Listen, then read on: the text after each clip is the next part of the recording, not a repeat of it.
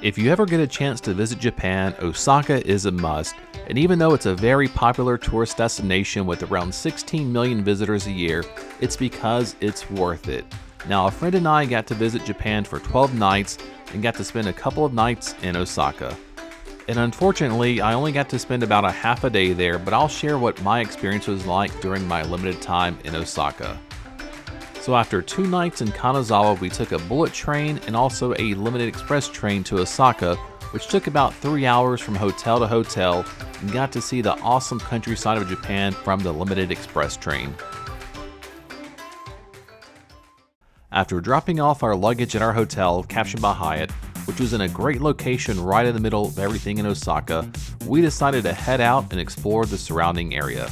Now, Osaka definitely has a different feel than Tokyo, where Tokyo feels a lot more polished, while Osaka has a bit of a grittier vibe to it.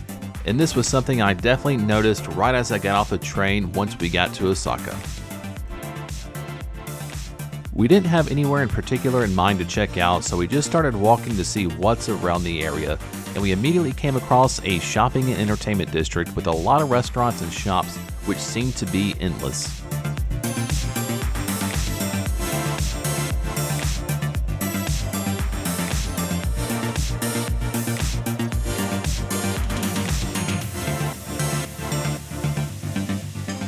After wandering around the area for a while, we were ready to try some of the amazing food that Osaka had to offer, and found an Izakaya restaurant where we munched on a variety of different skewers and even tried cod innards with chili sauce and cream cheese.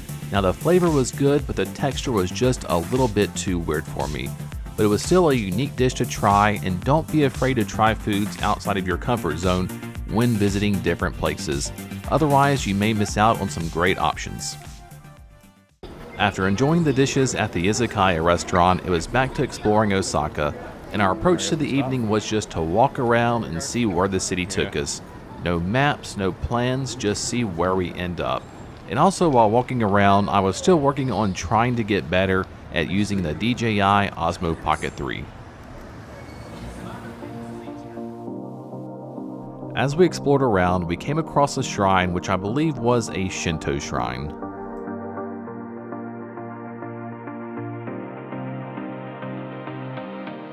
Along with the rest of the tourists on this Saturday night, we explored all around Osaka, around and in the Dotonbori area.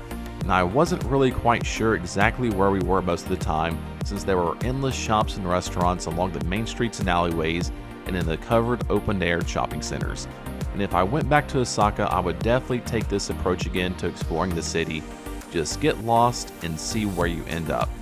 And even though I did spend 2 nights in Osaka, I had limited time exploring and trying all the foods.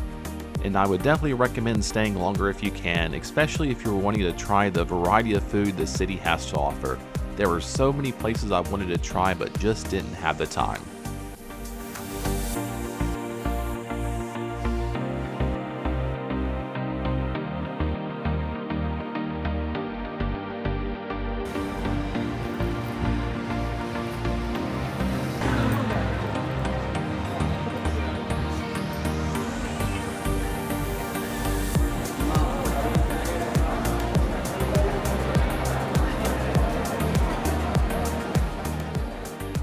Once the sun went down, it was time to check out the Glico man lit up at night.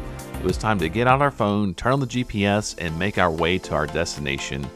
And while heading to the sign, we came across a giant crab, which is a famous crab restaurant found in several locations around Japan. Now, I've seen the Glico man sign a lot in photos and videos, but it was still an awesome sight to see.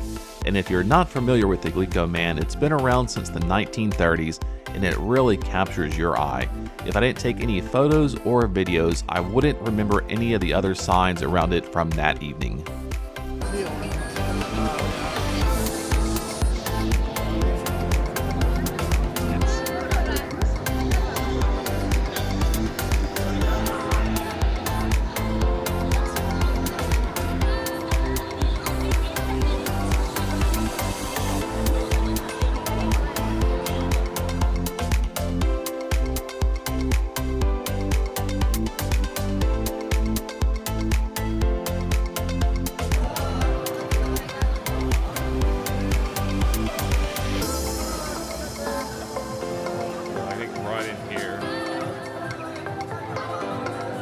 which I think we've already been in, honestly.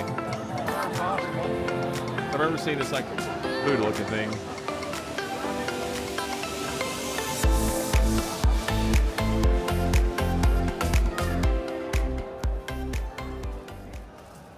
As it was getting late in the evening, we were getting hungry again and started looking for a place to get some more food. And since we did an izakaya earlier, we wanted something a little bit different.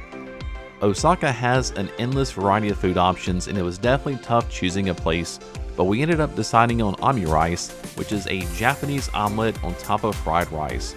We found Dearbros or Dearbros, which we walked past earlier in the night, that serves Omurice with a variety of toppings. They've got pork, beef, and a different variety of curries, just to name a few. And thankfully we got to the restaurant right before the line started backing up, especially since there was limited seating. And it was a fantastic meal, and surprisingly, they offered some pretty large portion sizes, which wasn't common at the other places we ate at around Japan. After dinner, it was time for dessert, then back to exploring around the Dotonbori area before calling it a night.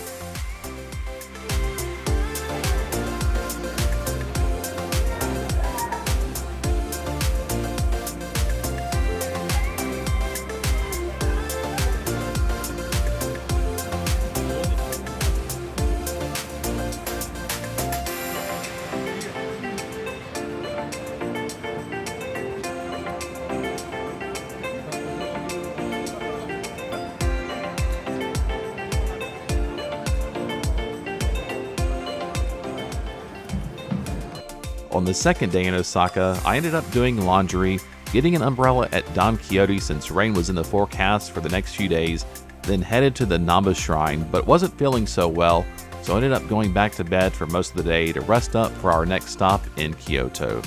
I hope you enjoyed this video of my limited time in Osaka, and if you did, please like and subscribe, and I'll continue making videos similar to this. Thanks.